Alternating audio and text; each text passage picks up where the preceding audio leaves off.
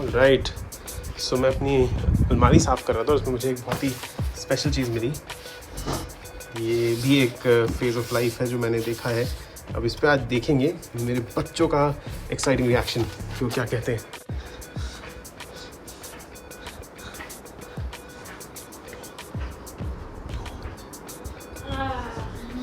ये देखो, ये दोनों यहाँ सो रहे हैं।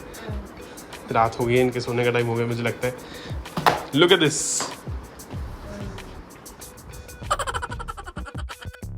आज के इस ब्लॉग में लेके चल रहा हूँ आपको अपनी वेट लॉस स्ट्रगल की कहानी में। तो बच्चों का रिएक्शन मैं एंड में दिखाऊंगा, बट पहले बात करते हैं कि क्या रही है मेरी स्ट्रगल विद माय वेट।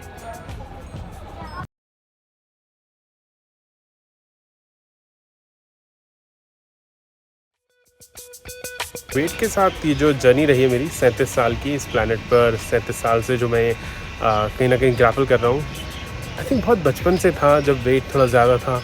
शुरू में सब लोगों ने कहा बेबी फैट है, भी चला जाएगा कुछ दिनों में, कुछ महीनों में, कुछ सालों में, बट काफ़ी सालों में नहीं गया। एंड बहुत ही मुश्किल एक सफ़र रहता है जब आपका वेट थोड़ा एक्सेसिव होता है। इस धरती पे 37 साल होने में जो मैंने वेट के साथ ग्रैपल किया, आई थिंक वो बहुत ही बहुत ऐसी जर्नी है जो आप लोग बहुत शायद रिलेट कर पाएँ उससे। मैंने अपने वेट को बहुत ऊपर जाते हुए देखा है।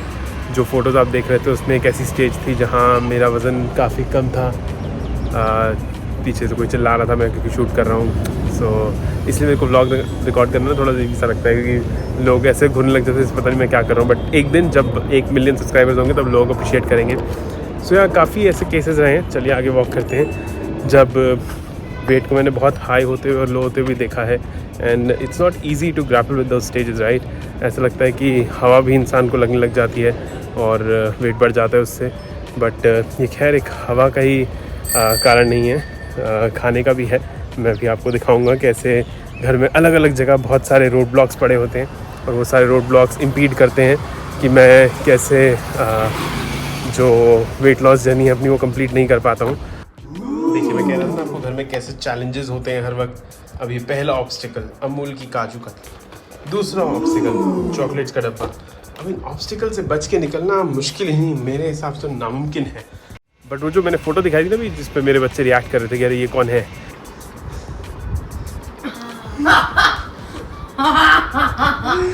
कितना स्मार्ट लग रहा हूँ ना मैं।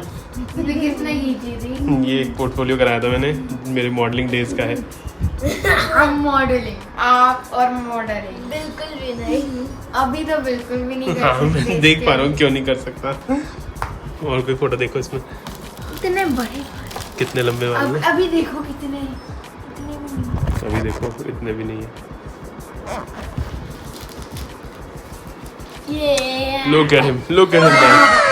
ये स्मार्ट लड़का कौन है? Why do you not want to look at him?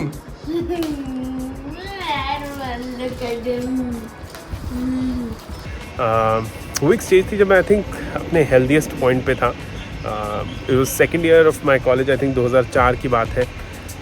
तब मेरा वज़न करीबन, if I remember correctly, 75-78 kgs के आसपास था। वो लोएस्ट वेट था जो मैं अचीव कर पाया। उसके बाद वेट वापस बढ़ा और काफ़ी इंक्रीज़ हो गया था बाय 4th ईयर, क्योंकि कॉलेज का प्रेशर बहुत था, पढ़ाई बहुत करनी पड़ती थी। The best time I think was जब it was I think around 2012-13। उस टाइम मैंने एक एक्सेसिव फिटनेस जर्नी स्टार्ट करी थी। मैं लोगों को ट्रेन करता था, तब ऐसा टाइम था, और 80-82 kg मेरा वेट था, लेकिन बहुत ही फिट वेट था। बट देखते ही देखते पिछले 8 साल में वेट वापस 100 किलो के आसपास आ गया है। और मैं जितनी भी कोशिश करता हूँ उसको नीचे लाने की, 95-96 आता है, फिर कंसिस्टेंसी ब्रेक हो जाती है। तो आई थिंक अल्टीमेटली जो कंसिस्टेंसी रही है वो मेरे लिए एक सबसे बड़ा चैलेंज रही है, क्योंकि मैंने प्रायोरिटी दी अपनी लाइफ में और चीज़ों को compare to weight loss, compare to health. I think जैसे मैं इस वीडियो को रिकॉर्ड कर रहा हूँ, टाइम आ गया है उसको चेंज करने का, उसको बदलने का। कैसे, मेरे पास अभी आंसर नहीं है, but maybe I will do some thinking and फिर देखते हैं। एक चीज़ जो काम में मैंने ध्यान रखा है, हम अपने बच्चों के केस में, आई नो उनकी डाइट कंट्रोल करना बहुत आसान नहीं है, बहुत मुश्किल होती है, क्योंकि रक्षाबंधन पे चॉकलेटें और ये वो सब कुछ आता रहता है, दिवाली आ जाती है, कभी कोई त्यौहार है। उस वक्त दान के स्केटिंग सर ने मुझे बुला लिया था, और मैं यही कह रहा था कि बच्चों के साथ वेट उनको लॉस कराना, वेट उनका कंट्रोल करना बहुत ही मुश्किल काम है, क्योंकि उनके पास इतना कुछ अच्छा खाने के लिए होता है, मीठा, जो कोई उनकी कभी मासी, कभी नानी, कभी दादी, कभी कोई ले आता है, और कितना कंट्रोल करेगा उनको। सो कामया मैंने हमेशा कोशिश करी कि हम उनको एटलीस्ट किसी ना किसी टाइप की फिजिकल एक्टिविटी में डाल सकें। ध्यान के साथ वो थोड़ा आसान रहा है, ध्यान के साथ मुश्किल रहा है, बट अल्टीमेटली फिजिकल एक्टिविटी करना बहुत एफर्टफुल होता है। तो it's not walk in a park, it's still a difficult task that we have been trying and hoping to accomplish. For me personally, you know, I've run multiple half marathons but it has not helped, क्योंकि हर बार वो consistency break हो जाती है, हर बार वो calorie deficit जो मैं create करता हूँ वो ख़त्म हो जाता है और सब वापस वहीं कहीं आ जाता है. तो आई थिंक अपनी इस वेट लॉस जर्नी से अगर मैं कुछ शेयर कर सकता हूँ तो वो यही है कि हेल्दी खाना और अपनी हेल्थ बहुत इम्पॉर्टेंट है, उसको मेंटेन करना बहुत मुश्किल है. कंसिस्टेंसी उसका एक बहुत ही इम्पॉर्टेंट पार्ट है और अल्टीमेटली आप क्या खाते हैं आपकी बॉडी वैसी हो जाएगी, क्योंकि आपके गट के थ्रू मैक्सिमम चीज़ें कंट्रोल होती हैं. तो आप ये नहीं चाहोगे कि अल्टीमेटली जो आप अपने पेट में डाल रहे हो वो सही ना हो. It has to be healthy, it has to be consciously eaten. So yeah with that I think अपनी ये शाम की वॉक पूरी करते हैं, जाके देखते हैं बच्चे क्या कर रहे हैं. And here is mister Ridaan after a very grueling skating session. He's sweating like anything, correcting his hair. How are you feeling? Good. Good. Is exercise an important part of your day? Yeah. So you should do more of exercise, right? And then eat less sweets. So then you don't grapple with weight like Papa does. Okay? Yeah. He wants to show my stomach. See, sweating like anything. कितना smart लग रहा हूँ. बहुत अजीब लग रहे हो. अब कैसा लग रहा हूँ?